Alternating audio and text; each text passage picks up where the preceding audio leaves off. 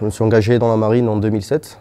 À l'issue de mes classes, j'ai eu ma première affectation qui a été le porte-avions Charles de Gaulle. L'accident, il a eu lieu le 16 janvier 2009. On était en train de déplacer un Rafale. J'étais à la cale et je me suis retrouvé écrasé par le Rafale.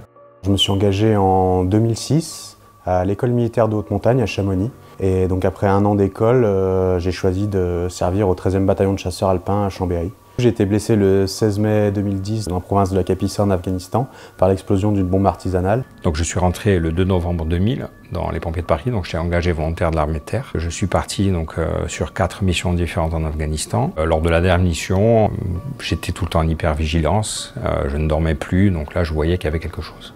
Le psychiatre a vraiment posé un diagnostic sur ce qui s'était passé, qui était donc un état de stress dépassé. J'ai commencé à Clermont-Ferrand, donc en 2007. En 2015, donc, je suis parti en Espagne pour un exercice qu'on appelle le Tactical Leadership Programme. Au bout d'une semaine et demie où j'étais là-bas, le 26 janvier 2015, il y a un avion grec au décollage qui a perdu le contrôle de son appareil. Il y a eu 11 morts, donc 9 Français, 8 de mes camarades, et 5 blessés graves, dont moi. Alors je suis rentré en 98 comme gendarme auxiliaire. Ensuite j'ai choisi la gendarmerie mobile. En 2008 j'ai été affecté au groupe d'intervention de la gendarmerie de Guyane. Et en 2011 j'ai été blessé par balle.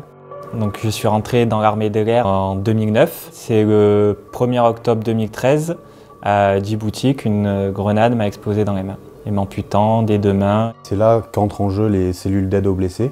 Donc pour moi la cellule d'aide aux blessés de l'armée de terre, qui du coup en premier lieu s'est occupée de ma famille. J'ai été immédiatement pris en charge, surtout ma famille dans un premier temps, donc la cellule d'aide aux blessés de l'armée de l'air. Et c'est elle qui a pris contact avec ma famille alors que j'étais encore dans le coma, qui les a accueillis, qui les a, on va dire, pris en charge psychologiquement. La cellule d'aide aux blessés de l'armée de terre, qui a mis en place des stages de reconstruction par le sport, dont le premier auquel j'ai participé, c'était à Bourges en 2012. Le sport, tout simplement, ça m'a permis de me relever. Et heureusement qu'il y a eu le sport. Et voilà, je suis fier de ce que je fais aujourd'hui.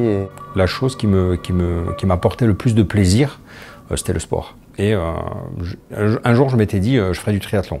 Et je me suis lancé là-dedans, mais vraiment à corps perdu. Depuis 2014, on a la chance aussi d'avoir une compétition qui est réservée aux blessés militaires, les Invictus Games, qui était instauré par le prince Harry.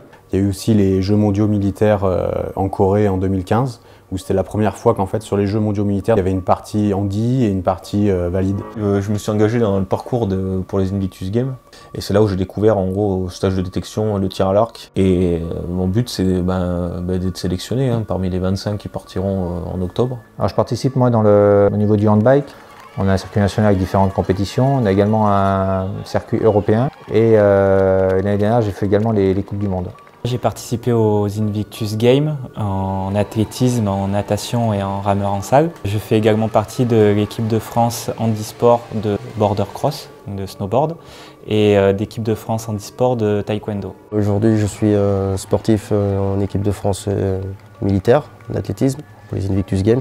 Et à côté, je suis aussi en équipe de France de football pour amputés. Je suis passé de pas de sport du tout à préparer des Ironman.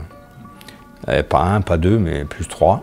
Donc du coup, je me suis retourné vers le volley assis. Donc maintenant, je fais partie du groupe France de volley assis et l'objectif, c'est les Jeux de 2024, quoi.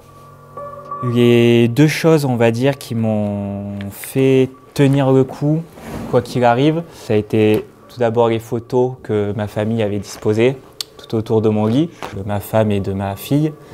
Et la deuxième chose, c'est la mascotte de mon groupe, qui pareil a été très important parce que je savais que j'avais tout le soutien de mes camarades. C'est une montagne à gravir. Si au début on regarde la montagne du bas en se disant j'arriverai jamais au sommet, c'est sûr qu'on n'y arrivera jamais. En un mot, ma reconstruction, ce serait la patience. On peut dire inattendu. Mon but c'était vraiment l'intervention et le sport. C'est vrai que de là me retrouver en fauteuil, je ne pensais pas, mais bon après la blessure, comme on dit avec mon épouse, la vie est différente mais pas moins belle.